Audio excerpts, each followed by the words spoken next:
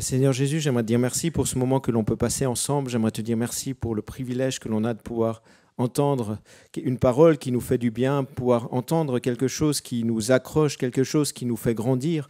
Ce privilège que l'on a d'avoir l'espérance, ce privilège que l'on a de pouvoir juste te connaître. Seigneur Jésus, vraiment que ta parole continue de se transmettre dans nos cœurs et merci pour l'action de ton Saint-Esprit ce matin. Merci Seigneur. Merci aussi parce que tu es là avec tout le monde. Et Seigneur Jésus, tu prends soin de chacun, chacune. Amen.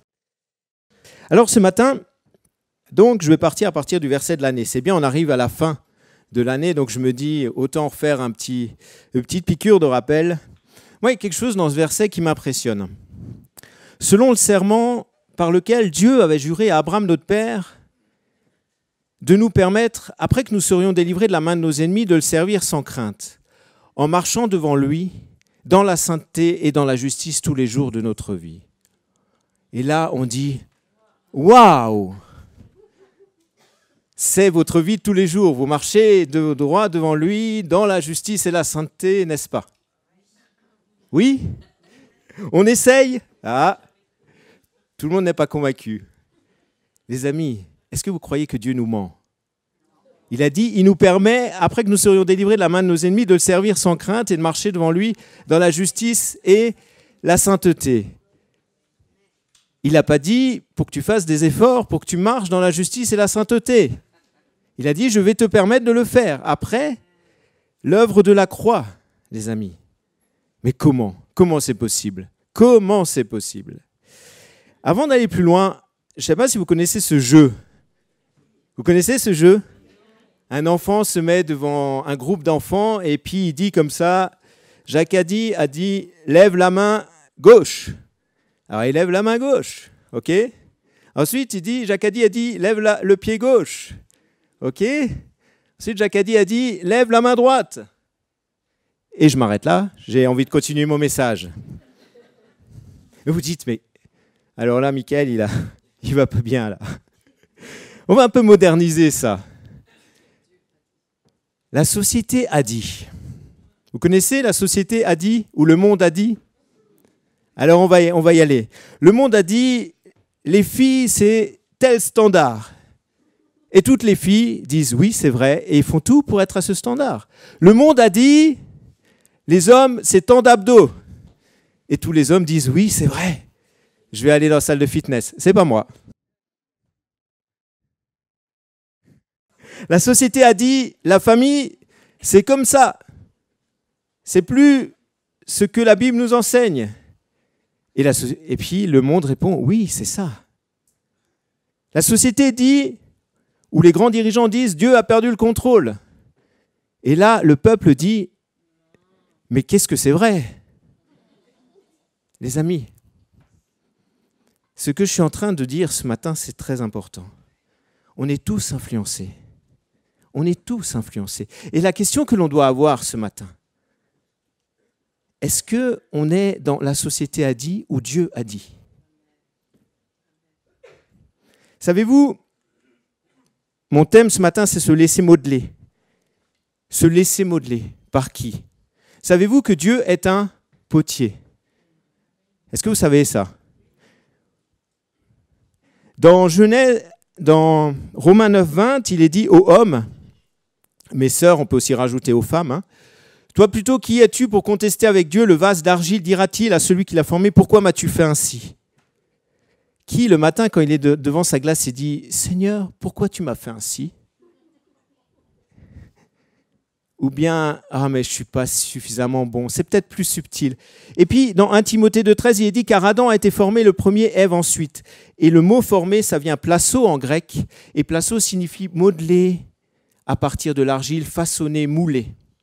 Dieu est un potier, et il a fait la création des êtres humains en nous modelant.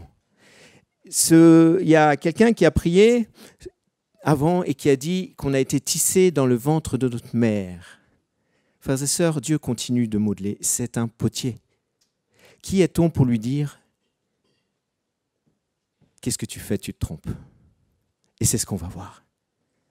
Vous êtes d'accord avec ça ? Vous êtes d'accord du programme ? Je ne vous l'ai pas encore présenté, les amis. C'est bien, vous me faites confiance. 3 choses. On va d'abord rentrer dans l'atelier du divin potier pour voir ses outils, voir son atelier. On va explorer. Je ne sais pas si vous avez déjà visité une poterie ou une soufflerie. Je vous assure, ça vaut le détour. Mais celle de Dieu, elle est encore meilleure. Ensuite, on va voir, mais pourquoi? Quel but recherche le potier? Qu'est-ce qu'il recherche? Et enfin, quelle est notre place? Ça vous va maintenant? Toujours convaincu? Super. Alors, on va partir sur un texte de Jérémie. Donc voilà, hein, ça c'est le programme, on va rentrer dans l'atelier du potier. On va partir sur un texte de Jérémie. Jérémie 18, 1 à 12. La parole qui fut adressée à Jérémie de la part de l'Éternel en ces mots, « Lève-toi et descends dans la maison du potier. Là, je te ferai entendre mes paroles. » Jérémie descendit dans la maison du potier, et voici, il travaillait sur un tour. Le vase qu'il faisait ne réussit pas, comme il arrive à l'argile dans la main du potier. Il en refit un autre vase, tel qu'il trouva bon de le faire. Tel qu'il trouva bon de le faire. Et la parole de l'Éternel me fut adressée en ces mots. Ne puis-je agir envers vous comme ce potier, maison d'Israël, dit l'Éternel? Voici comme l'argile est dans la main du potier, ainsi vous êtes dans ma main, maison d'Israël. On continue. Soudain, je parle sur une nation, sur un royaume d'arracher, d'abattre et de détruire. Mais si cette nation sur laquelle j'ai parlé revient de sa méchanceté, je me repens du mal que j'avais pensé à lui faire, et soudain, je parle sur une nation, sur un royaume de bâtir et de planter. Mais si cette nation fait ce qui est mal à mes yeux et n'écoute pas ma voix, je me repens du bien que j'avais eu l'intention de lui faire. Parle maintenant aux hommes de Juda et aux habitants de Jérusalem et dis, ainsi parle l'Éternel, voici je prépare contre vous un malheur, je médite un projet contre vous, revenez chacun de votre mauvaise voie, réformez vos voies et vos œuvres, mais ils disent c'est en vain, car nous suivrons nos pensées, nous agirons chacun selon les penchants de notre mauvais cœur. Eux, ils ont pris la décision de suivre ce que la société a dit, ce que les peuples environnent. Voilà la décision, d'accord? Alors, un petit peu de contexte et puis un peu expliquer qui parle, etc. Celui qui descend dans l'atelier du potier, c'est Jérémie. Jérémie est un prophète. Il a été choisi par Dieu à l'époque du temps de Juda. Donc, le pays d'Israël était séparé en 2. Il y avait Israël, royaume du Nord, royaume du Sud. Et puis, il y avait Juda. Mais Jérémie était spécifiquement pour Juda. Et il a écrit 2 livres. Le premier livre qui est dans Jérémie, que vous trouvez dans votre Bible, fait partie d'un des grands prophètes, et puis les Lamentations de Jérémie.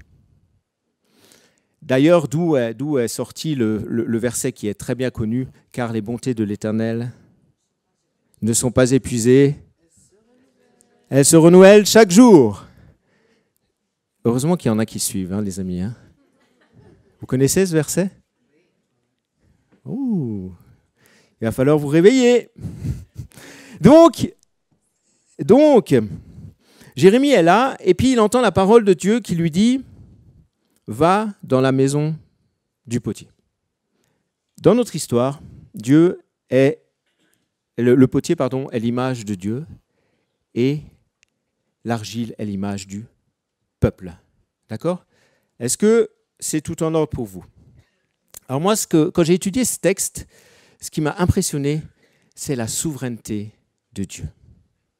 C'est la souveraineté de Dieu. Ça rejoint, au verset 6, il est marqué justement « Ne puis-je agir envers vous comme ce potier ?» Ne puis-je agir envers vous comme ce potier? Ça rejoint notre verset de Romains 9 qui dit « Qui es-tu, ô homme, pour contester ce que le potier fait avec toi ?» D'accord? Mais qu'est-ce que ça veut dire, la souveraineté? Moi, pas d'un point de vue négatif, mais d'un point de vue, c'est lui qui sait ce qu'il fait, c'est lui qui nous façonne, c'est lui qui nous amène plus loin parce qu'il a un plan. D'accord? Et ça, c'est important, les amis. Et cette souveraineté s'exprime sous 4 axes. Le premier axe, c'est le lieu. Le lieu. Les amis, Jérémie, il obéit et il va dans la maison du potier. Il va à l'atelier. Il ne va pas sur une estrade, il va dans un atelier en bas. Il descend. Donc, ce n'est pas un endroit qui est forcément exposé. C'est le lieu. Là où Dieu agit, c'est lui qui décide du lieu. Et nous, dans notre société, on se dit, Seigneur, je veux que tu me touches à cet endroit, dans cette conférence. Là, maintenant, j'ai besoin de toi, là, maintenant. Est-ce que vous n'êtes pas comme ça? Parce que moi, je le suis. Hein. Vous n'êtes pas comme ça? Ouais, écoutez, je vous donne le micro, vous faites à ma place.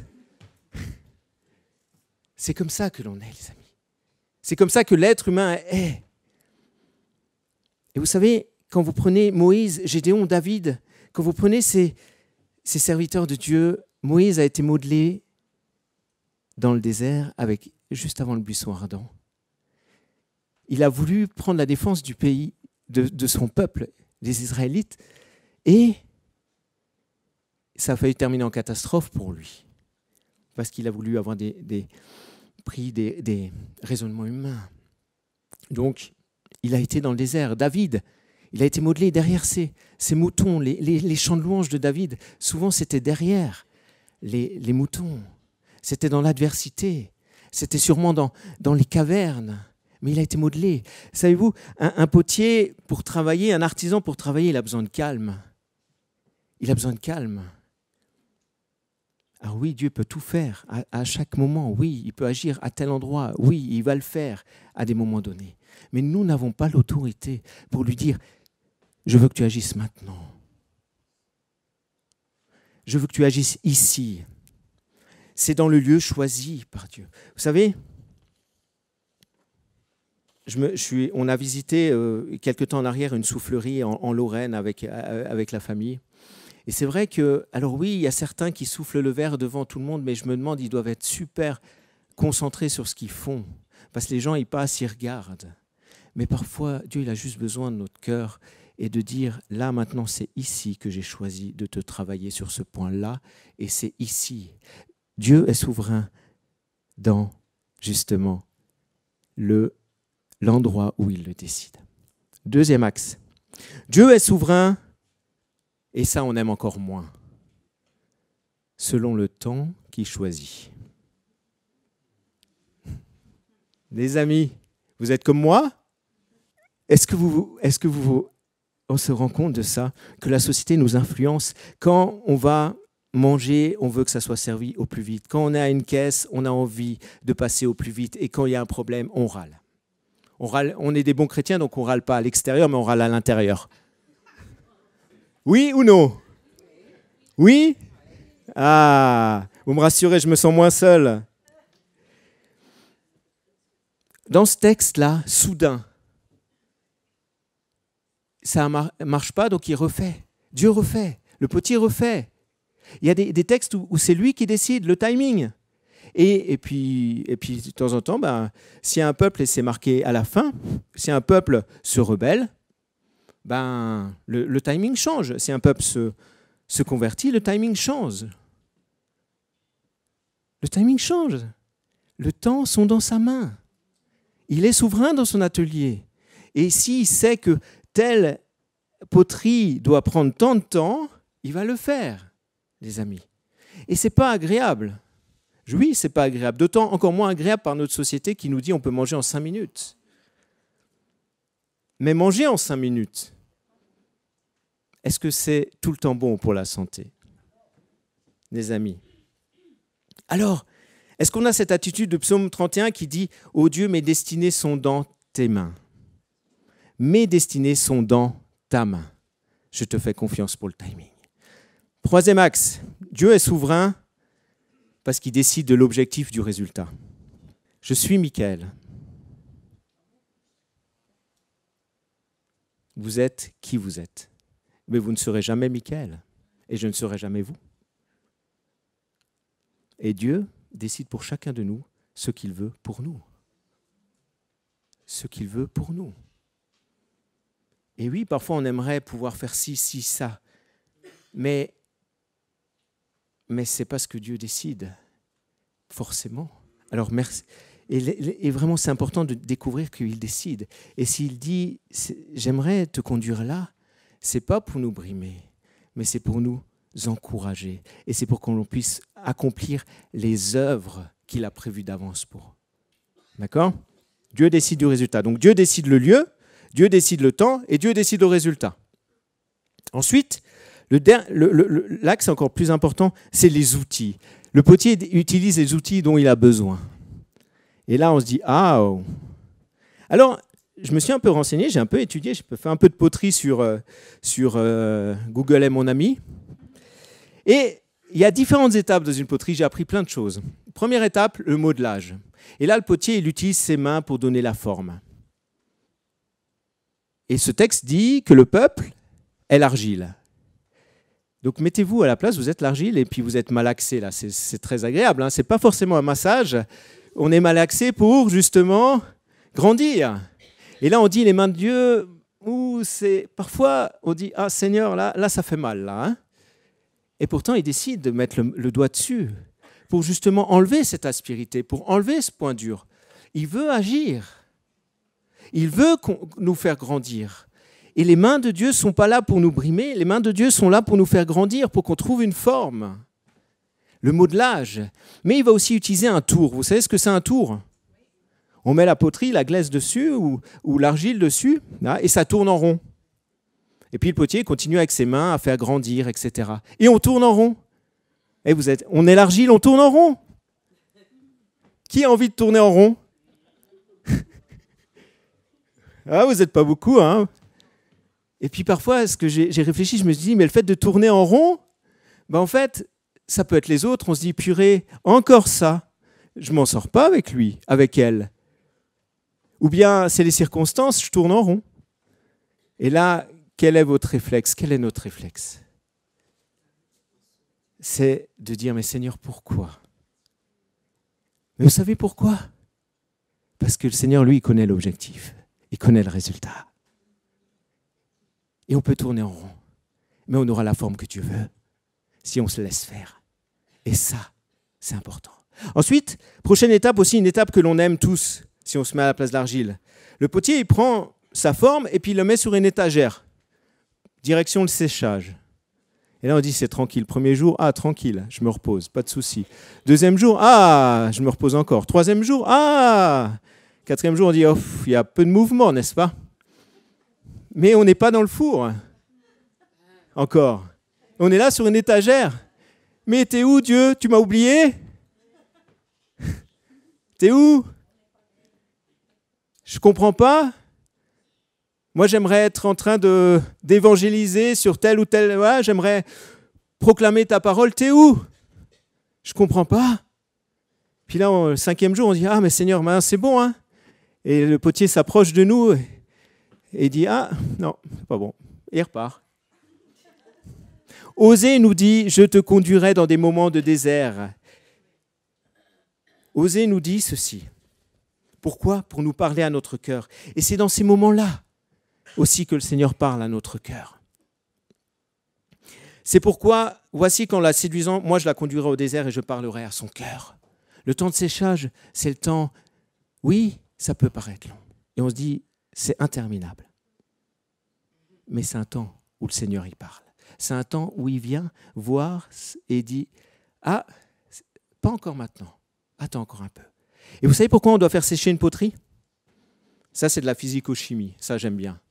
Parce que si en fait on met la poterie tout de suite mouillée dans le four, elle éclate. Vous savez pourquoi? Parce que l'eau s'évapore et ça casse. Et le séchage est là pour enlever des choses et pour que l'on puisse passer la prochaine épreuve. Parce que maintenant, on passe dans le four. Une fois qu'on est sec, on passe dans le four. Et vous savez jusqu'à combien de degrés? 35 degrés au bord de la plage? Non, 900 à 1000 degrés, les amis. Ah ouh! Quand on commence à 30 degrés, on dit, ah là, c'est magnifique, là, super. 40, ouh! Puis 900, on dit, Seigneur, je ne vais jamais y arriver, c'est trop chaud.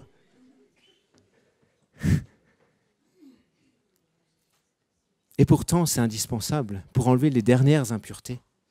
C'est indispensable pour nous donner notre résistance, pour donner la résistance à la poterie. Et là, le potier, voilà, une fois, je crois que ça dure à peu près une dizaine d'heures, j'ai une slide après. Ah, vous avez un peu la fabrication un jour à plusieurs jours, ça c'est pour une poterie. Hein. Avec Dieu, c'est encore autre chose, hein, puisqu'un jour, ça peut être... voilà. Le décor, c'est facultatif, le séchage, à plusieurs semaines. Enfin, ça vous donne une idée qu'une poterie n'est pas faite en un instant. Mais tout ça, pourquoi? Pour être dans le plan de Dieu. Et on verra ça tout à l'heure. Amen. Vous me suivez toujours? Super. Maintenant, on a passé le four et puis on se dit « Ah, Seigneur Jésus, je te remercie parce que maintenant, je suis équipé, je peux tout résister. Ah, c'est bon. » Puis là, le Seigneur, il vient avec un pinceau et te décore et dit « Ah, mais Seigneur, moi, c'est pas ce que je voulais en fait. Hein. Je voulais autre chose, je voulais un autre don. Ô homme, aux femmes, qui as-tu pour contester avec ton potier? Tes amis. Mais on est tous pareils. Et ça nous fait rire parce qu'on est tous pareils. Et en fait, on résiste parce que ce n'est pas agréable. Il ne faut pas se voiler la face. Mais c'est pour notre bien. Et là, le Seigneur nous décore, etc. Il nous donne des dons. Et on dit, ah, mais moi, j'aurais bien voulu le don d'un tel, d'une telle. Voilà. Mais on a notre don. Et on dit, bon, ben, on va faire comme ça. Et on se dit, bon, ben, je vais l'utiliser. Et puis là, direction le four. Waouh! Vous savez pourquoi on met justement à nouveau le four? C'est ce qu'on appelle la cuisson émail. C'est justement pour qu'en fait ça pénètre, que les bonnes choses pénètrent à l'intérieur de la poterie, pour en faire quelque chose où en fait c'est pas une couche de peinture dessus, c'est la poterie elle-même. Les amis, Dieu a un but pour que nous soyons, je ne sais pas si je vous le dis, pour que nous soyons à son image. Je prends un peu d'avance sur eux, mais voilà. Dieu a un but, la cuisson émail. Et tout ça, ben ça prend du temps. Donc en fait, pour faire une poterie, il faut en tout cas 3 semaines. Et avec Dieu, il faut le temps qu'il décide. Ah, vous vouliez que je vous donne un... Je voyais, certains disaient, ah, Mickaël va me donner, il a reçu. Non, c'est le temps que Dieu décide. Certains sont en train d'être décorés. Certains sont encore au four, certains sont au séchage, certains sont peut-être en train d'être modelés. Et puis, n'oubliez pas, hein, parce que si soudain, eh ben, le Seigneur il peut dire, bah, là ça a raté, donc je recommence. Voilà. Et pourquoi?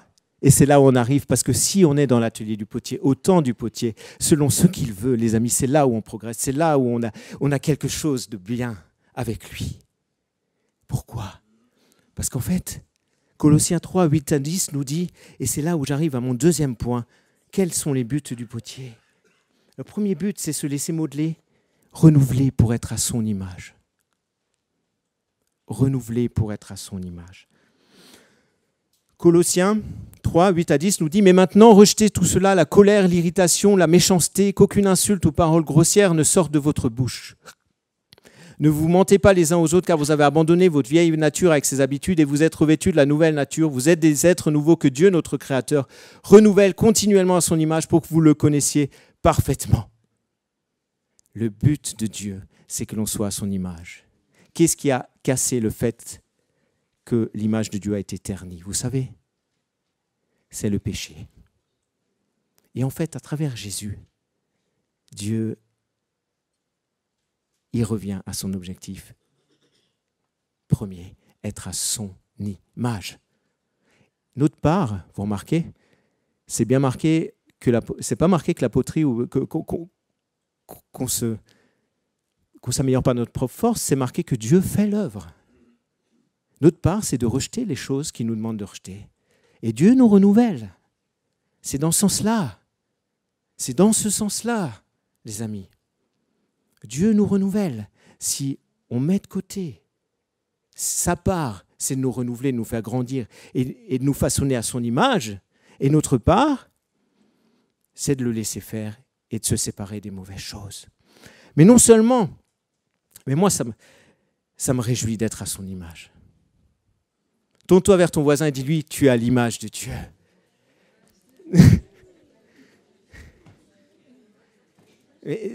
Mais les amis, vaut-il mieux être une star de ce monde ou être à l'image de Dieu? Une star du ciel. Mais j'y viens, une étoile du ciel. J'y viens. Mais non seulement on est à l'image de Dieu, mais on peut connaître la volonté de Dieu pour que vous le connaissiez parfaitement. Savez-vous qu'il est possible de connaître la volonté de Dieu? Mais ça, c'est aussi un des objectifs du fait d'être renouvelé par lui. Pourquoi? Parce que dans Romains 12, il est dit, je vous exhorte donc frères et sœurs, par les compassions de Dieu, à offrir vos corps comme un sacrifice vivant, saint et agréable à Dieu. Et là, on retrouve le fait de s'offrir à Dieu, de se séparer, de tout mettre à sa disposition. OK ? Ce qui sera de votre part un culte raisonnable. Il ne dit pas « améliore-toi ». Il dit « donne-moi ». Ne vous conformez pas au monde présent. Ne suivez pas Jacques a dit ou la société a dit. Suivons ce que Dieu nous dit. Afin que vous mais soyez transformés par le renouvellement de l'intelligence afin que vous discerniez quelle est la volonté de Dieu, ce qui est bon, agréable et parfait. On peut connaître la volonté de Dieu si on est là où Dieu veut, selon le timing, si on est dans son plan. Et c'est ce qu'il veut pour chacun de nous. Et il n'y a pas d'exception. Un enfant qui doit traverser, qui a appris, c'est une image, qui a appris justement à ne pas traverser une route sans ses parents, même s'il joue à la balle et que la balle va sur la route, parce qu'il a appris que papa, maman n'aimeraient pas ça.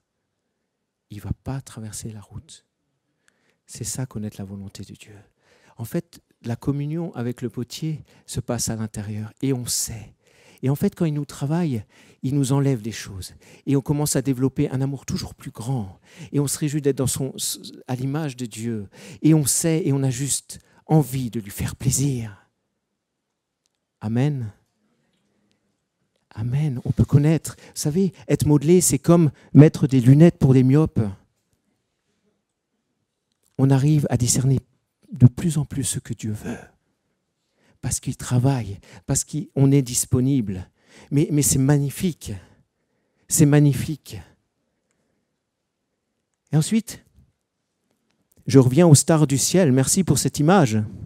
Beaucoup de gens qui dorment au fond de la tombe se réveilleront, les uns pour la vie éternelle, les autres pour la honte, pour l'horreur éternelle.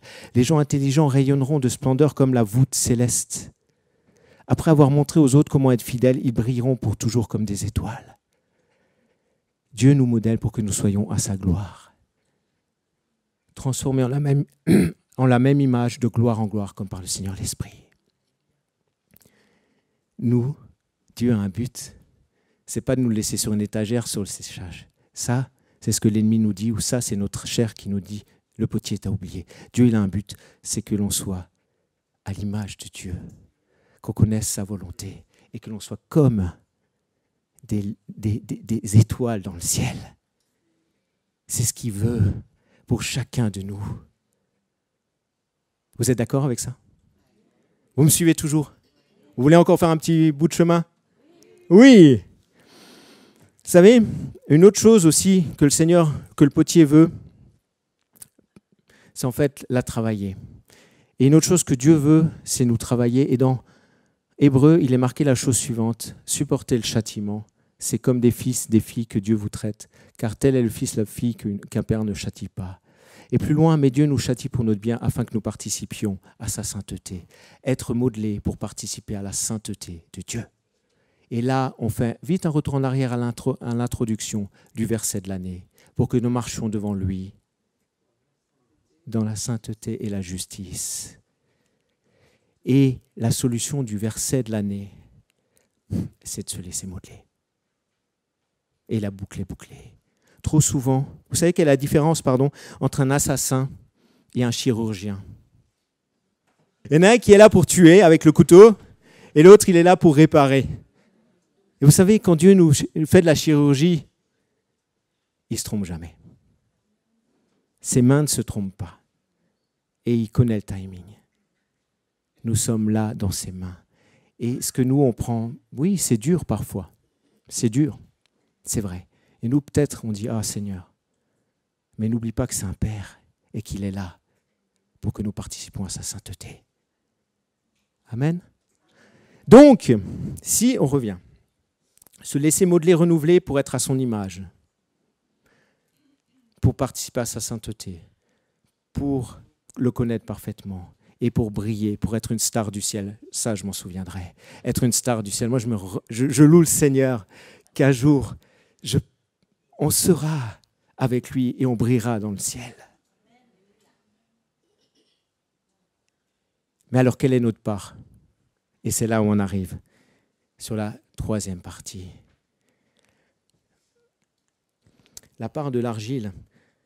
Il faut que l'on comprenne, donc l'argile c'est le peuple, c'est le peuple de Dieu. Il faut que l'on comprenne la chose suivante. L'étape, se laisser modeler, ce n'est pas une option. Choisir Jésus, se tourner vers lui, être baptisé, super. Mais se laisser modeler, c'est la suite. Ce n'est pas une option. Parce qu'il a un but. C'est tout ce qu'on a vu avant. C'est que l'on soit avec lui et qu'on brille dans le ciel. Donc en fait, il faut que l'on comprenne et que le Saint-Esprit nous aide à comprendre qu'en fait, ce n'est pas une option. C'est le passage obligé.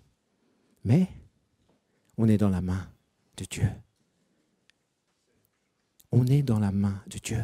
Et c'est là où j'arrive à la deuxième chose pour nous, être dans la main de Dieu.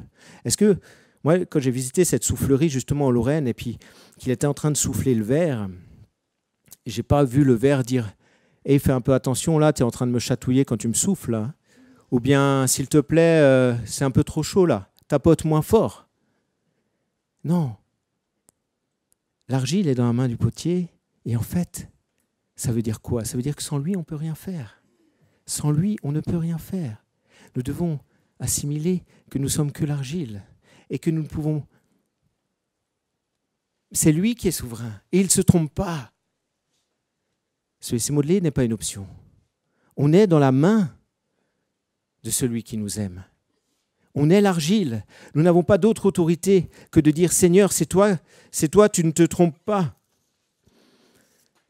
Et enfin, ça veut dire quoi ça? Ça veut dire concrètement qu'il faut qu'on soit soumis à la volonté, à la souveraineté du potier.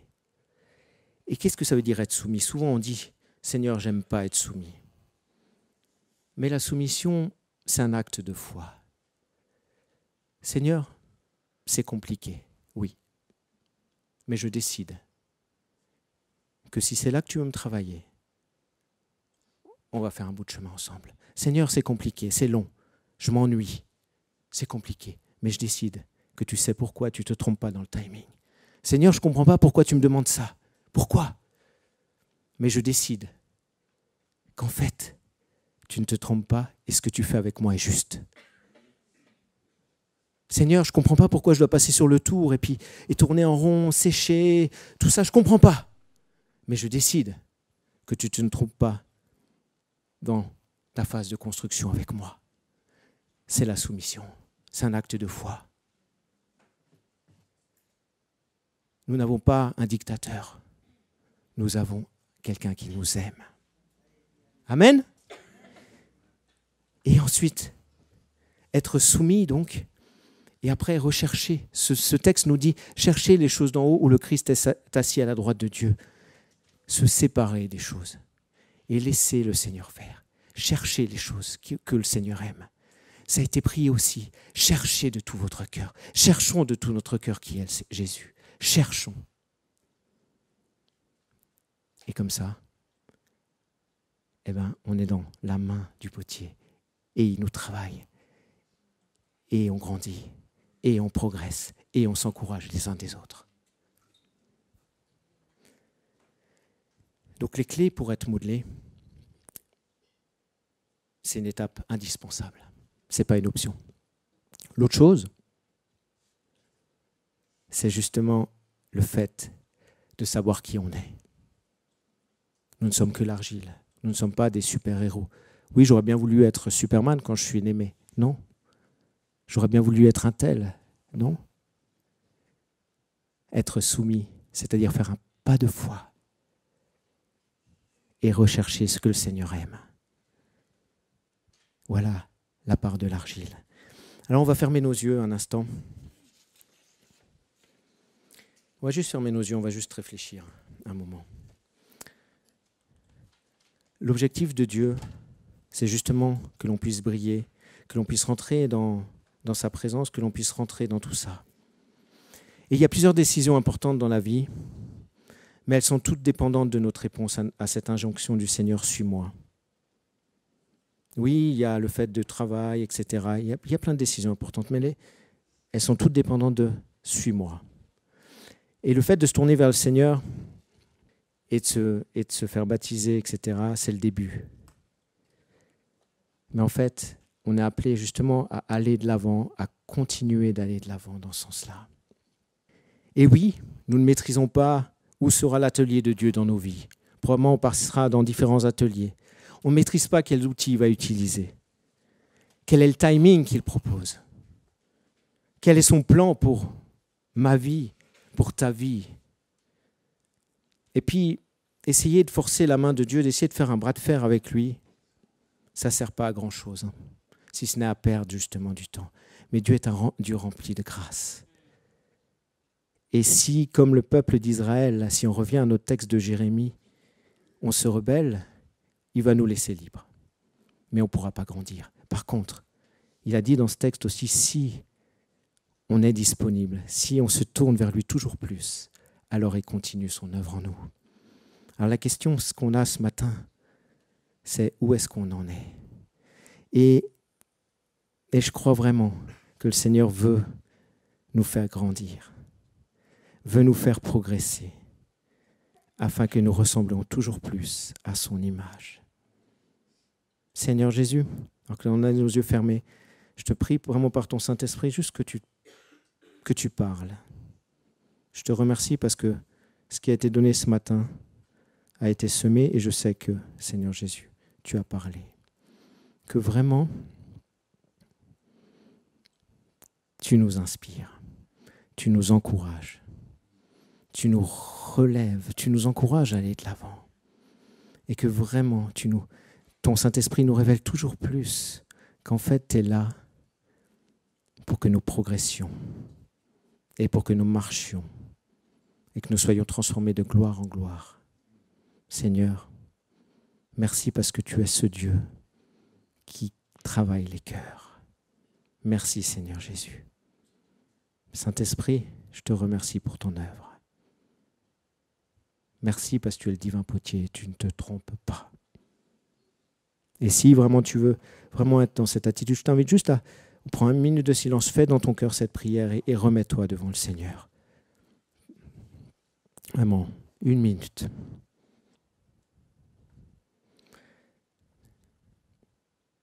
Seigneur Jésus, je te dis merci pour ces décisions qui ont été prises, de se laisser modeler.